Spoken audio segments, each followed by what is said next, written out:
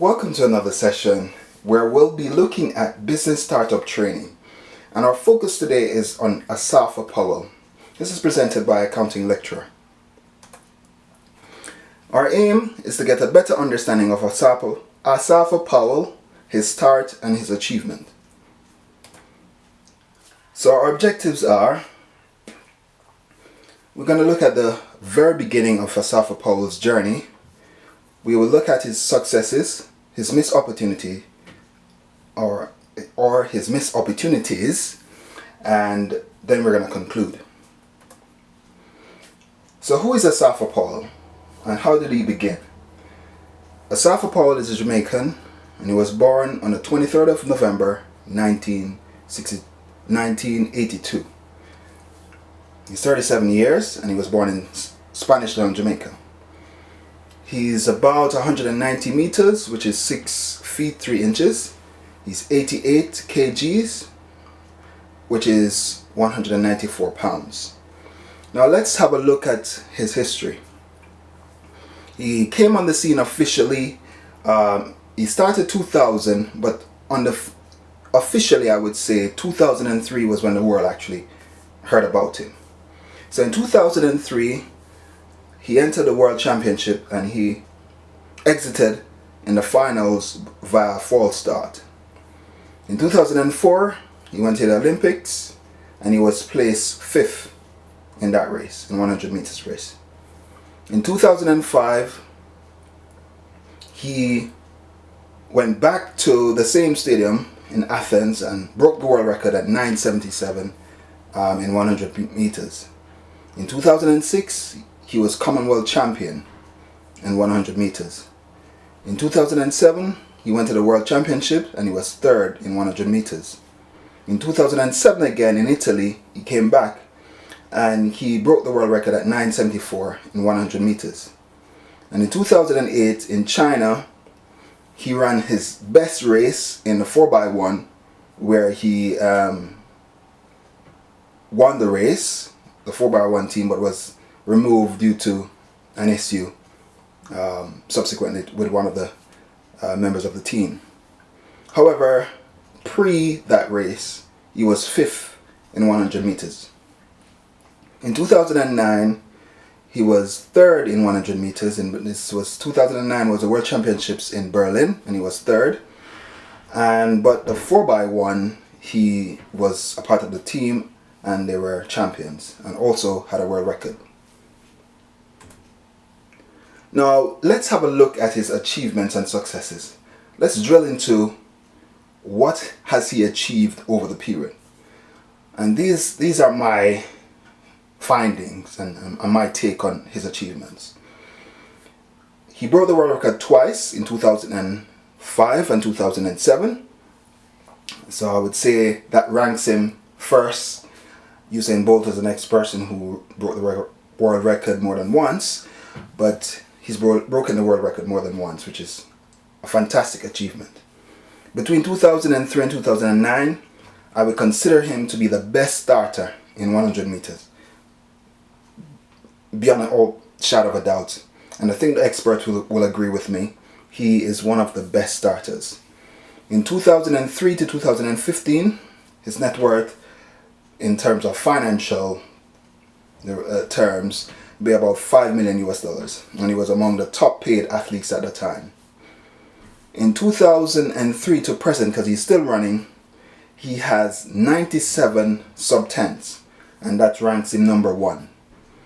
In terms of his technical skills, I would say from 2003 to present, technically he is one of the best, if not the best, in terms of technical execution of the race, from the beginning execution, driving out of the blocks, to the transition and then drive phase. He's one of the best technicians in all the various phases of the race.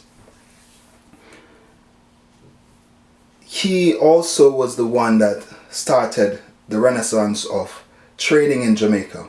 Most times Jamaican athletes would go to the United States or other places in Europe to train, but he started that renaissance over the 2003 to present period.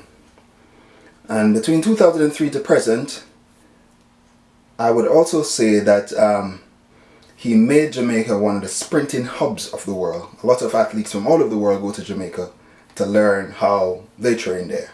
And that was spearheaded by Asafa Powell's achievements. So I would rank him number 1 in that regard. Now let's have a look at some of the missed opportunities. Let's start with 2003. So when he first started in the World Championships in 2003, I would say he should have had a medal at least 3rd.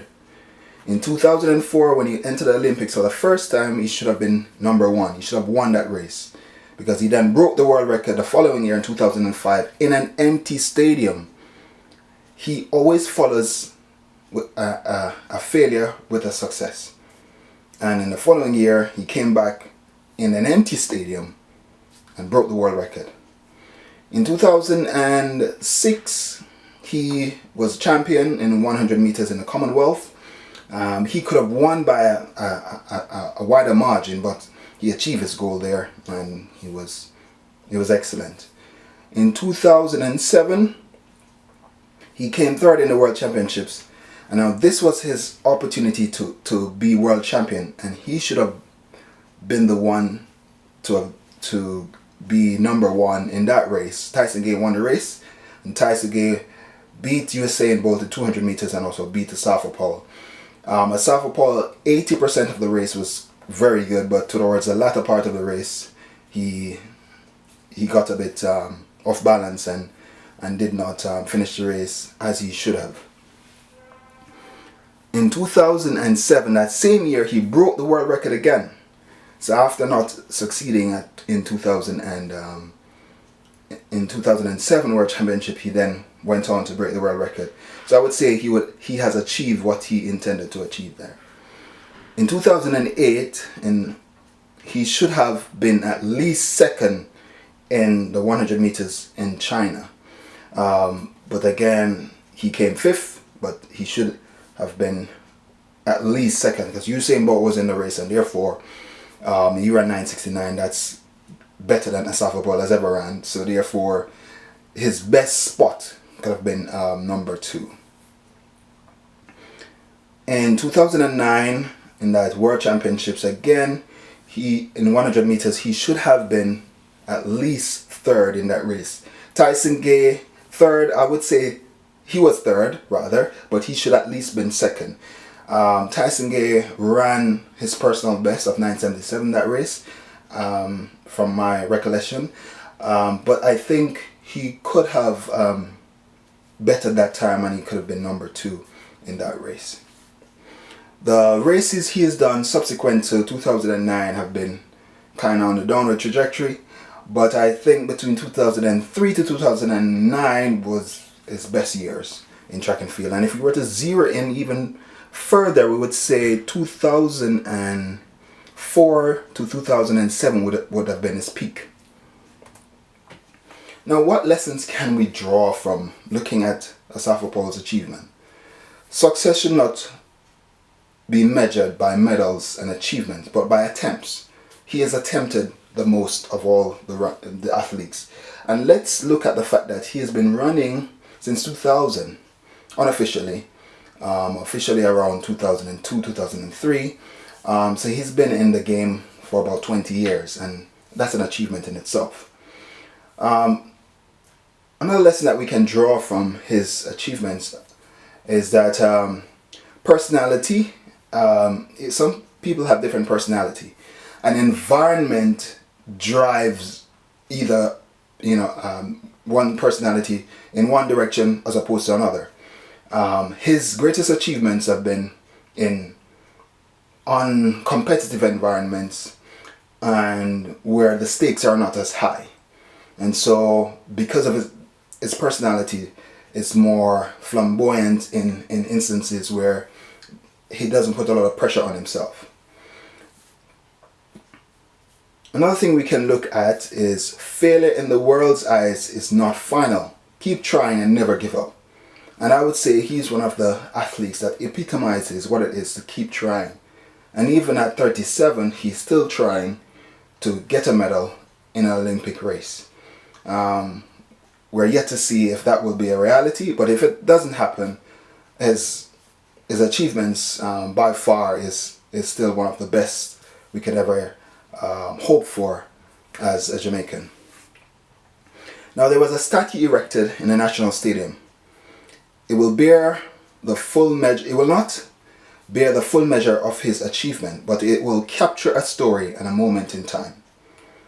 So he will not necessarily be decked with all the medals and personal achievements, but he is a defining moment in the track and field history of Jamaica, and one that spearheaded the renaissance of starting and training in Jamaica as opposed to going to United States or Europe to train. So we've looked at the beginning of Asafa Powell. We've also looked at the achievements and the successes. We've looked at his missed opportunities. And we can conclude that even amidst the challenges and the setbacks, he still shines bright. He still tries to be his best. And even if he doesn't do better than he has done in the past, we'll still accept him as being number one in the eyes of Jamaica. For beginning a story never told before, and for beginning a renaissance that the next generation will live off. They will live due to that achievement. He's laid a foundation and a springboard, especially on the male side. And for that, we say thanks, and we wish him all the best. Thank you. Subscribe, like, and share. Thank you.